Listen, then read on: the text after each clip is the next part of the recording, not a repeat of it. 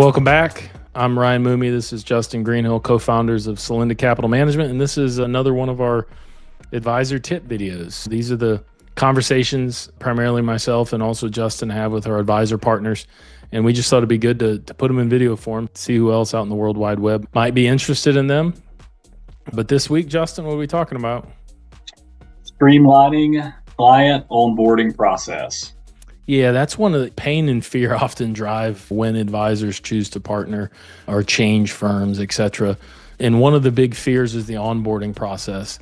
And one of the things through my career and working for various firms, running firms, is we don't want to be like one of those firms in the industry now where everybody's just brick in the wall. We want to have personal relationships and we want to build personal relationships. And for me, for us, that starts well before the move, right? In a well-defined, thought-out process where we're trying to keep the surprises to a minimum. And so number one with onboarding is the pre-move, right? If you're cut down a tree, measure it 3 times as much as it takes you to cut or something like that. So just we want to ensure the advisor understands the entire process up front, ask questions. We want to get into the weeds a little bit up front, understand what's going on, provide a complete transparency of the timeline, but also possible bumps in the road. We've been through so many of these that we can tell you when something might jam up and what it might look like. But also at Celinda, we're going to introduce you to your onboarding coordinator.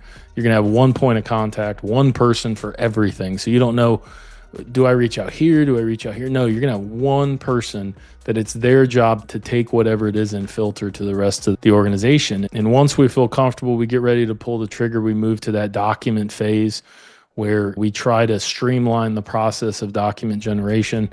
Everybody's going to be viewing the same thing. I'll have view, but I'm not working in it, thankfully.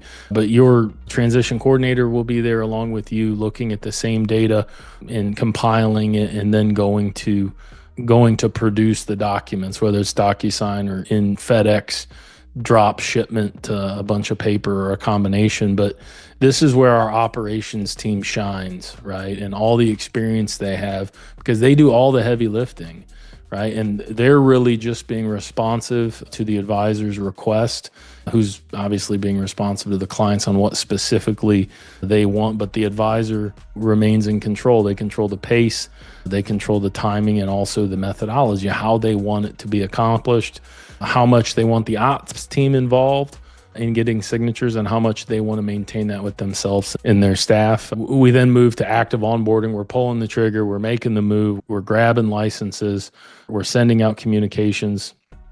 And with that, our ops team, again, is unbelievable. They're the rock stars. They're going to create a checklist for each household, every account, and ensure that all the boxes are checked to successfully onboard. They're going to be tracking each deliverable and communicating with the advisor. It's a constant feedback with the dedicated team and that transition coordinator and our advisor partner. And as accounts start coming on, that's where Justin comes in a little bit. Yep. Next up is the investment strategy execution. So this is the phase where the leadership team, myself and Ryan, coordinate the investment strategies. In particular, making sure that advisors that are onboarding fully understand the different strategies, the different methodologies, and most importantly, the different types of clients that are most applicable to the individual strategies as well as combined strategies. This phase also includes managing the asset transitions, so making sure all accounts come over, all positions come over, and portfolios look as intended to get started. This is where we create customized strategies as needed. So not only do we get to know the advisor, but we get to know some potentially unique end clients of each and every advisor and see what we can do there from a customization standpoint. And then finally, this is where we look to blend our methodology for investments with advisor preferences. So you've got some advisors that have a certain preference towards frequency of trading, for example, and you have other advisors that have different preferences. And we want to make sure that we understand that, but most importantly, we merge that with what we do here at Celinda, and we can optimize the strategy launch once the advisor has fully joined. Yeah, because what we don't want to do is what I call smash and grab, where the account come in, it's completely liquidated and new strategy goes in. We want to work into that over time. Again, the advisor controls that, but we don't want to create any unintended phone calls from the clients that are already going through a change.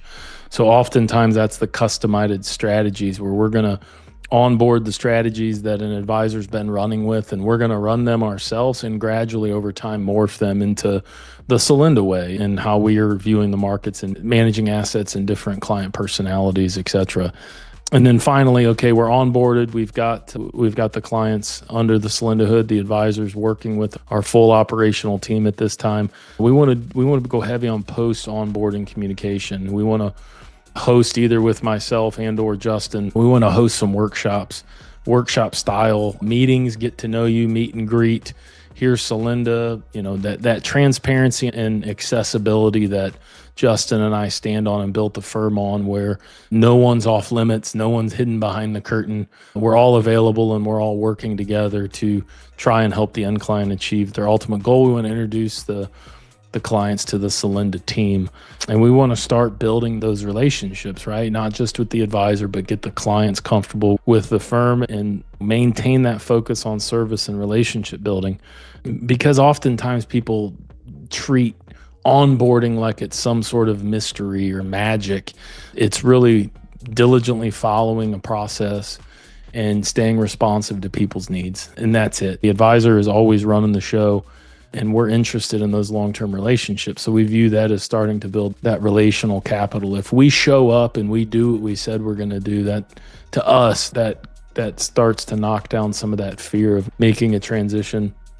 And we want to stay available the whole time, Justin and I, as well as the transition coordinator, because again, the foundation of Solinda is this: everybody's important and all of our advisor partners are important, and we're here to serve you, to help you serve your clients.